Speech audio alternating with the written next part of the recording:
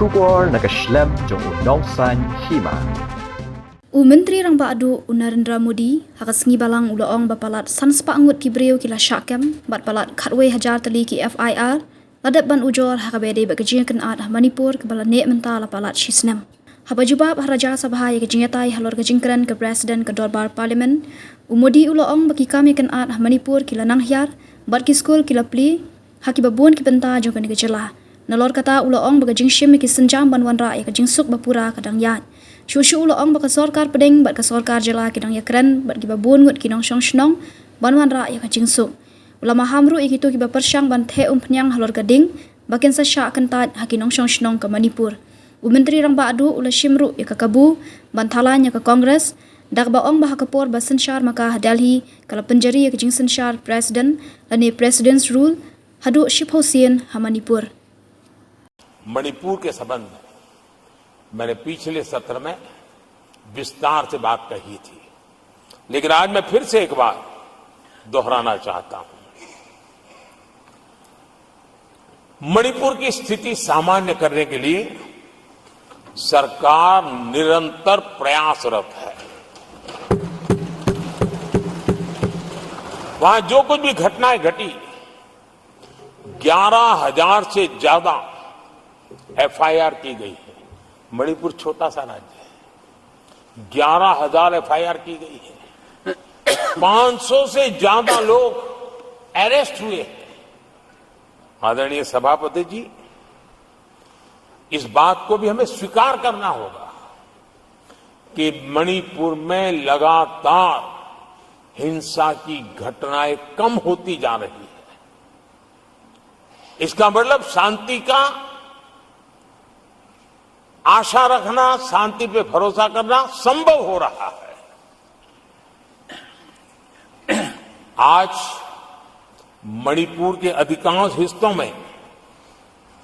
आम दिनों की तरह स्कूल चल रहे हैं कॉलेज चल रहे हैं दफ्तर और दूसरे संस्थान खुले रहे हैं आदरणीय सभापति जी मणिपुर में भी जैसे देश के अन्य भागों में परीक्षाएं हुई वहां भी परीक्षाएं हुई है और बच्चों का अपनी विकास यात्रा जारी रखी है आदरणीय सभापति केंद्र और राज्य सरकार सभी से बातचीत करके शांति के लिए सौहार्द रास्ता खोलने के लिए लगातार प्रयास कर रही है छोटे छोटे इकाइयों को जोड़ करके इन ताने बाने को गूंथना एक बहुत बड़ा काम है और शांतिपूर्ण तरीके से हो रहा है बीते समय में पहले की सरकारों में ऐसा नहीं हुआ है गृह मंत्री स्वयं कई दिनों तक वहां रहे हैं गृह राज्य मंत्री हफ्तों तक वहां रहे हैं और बार बार वहां जाकर के संबंधित लोगों को जोड़ने का प्रयास करते रहे हैं आदरणीय सभापति जी पॉलिटिकल लीडरशिप तो है ही लेकिन सरकार के सभी वरिष्ठ अधिकारी जिसका इन काम से संबंध है वे लगातार वहां फिजिकल जाते हैं लगातार वहां संपर्क में रहते हैं और समस्या के समाधान के लिए हर प्रकार से प्रयासों को बल दिया जा रहा है आदरणीय सभापति जी इस समय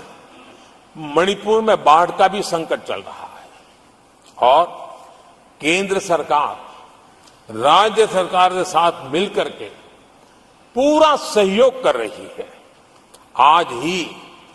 एनडीआरएफ की 2 टीमें वहां पहुंची है यानी कि प्राकृतिक मुसीबत में भी केंद्र और राज्य मिलकर के मणिपुर की चिंता कर रहे हैं आदरणीय सभापति जी हम सभी को राजनीति से ऊपर उठ करके वहां की स्थिति को सामान्य बनाने में सहयोग करना चाहिए ये हम सबका कर्तव्य है आदरणीय सभापति जी जो भी तत्व मणिपुर की आग में घी डालने की कोशिश कर रहे हैं मैं उनसे आगाह करता हूं कि ये हरकतें बंद करें एक समय आएगा मणिपुर ही उनको रिजेक्ट करने वाला है, ऐसे लोगों को। आदरणीय सभापति जी,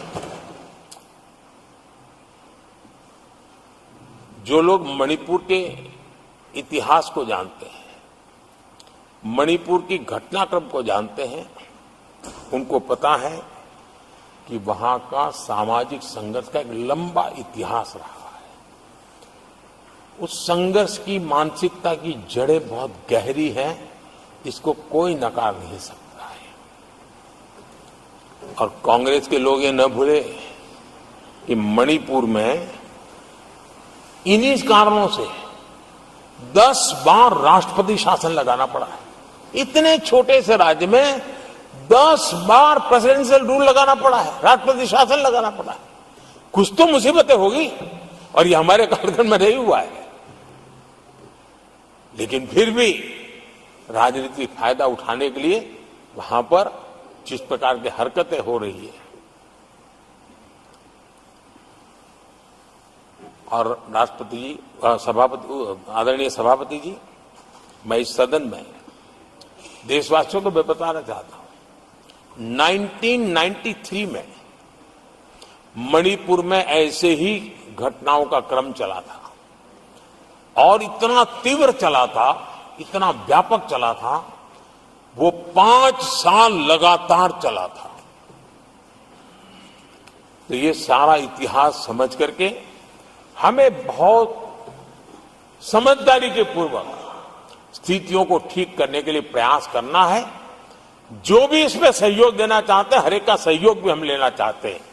लेकिन हम सामान्य स्थिति को बरकरार रखने में, शांति लाने में भरपूर प्रयास कर रहे हैं।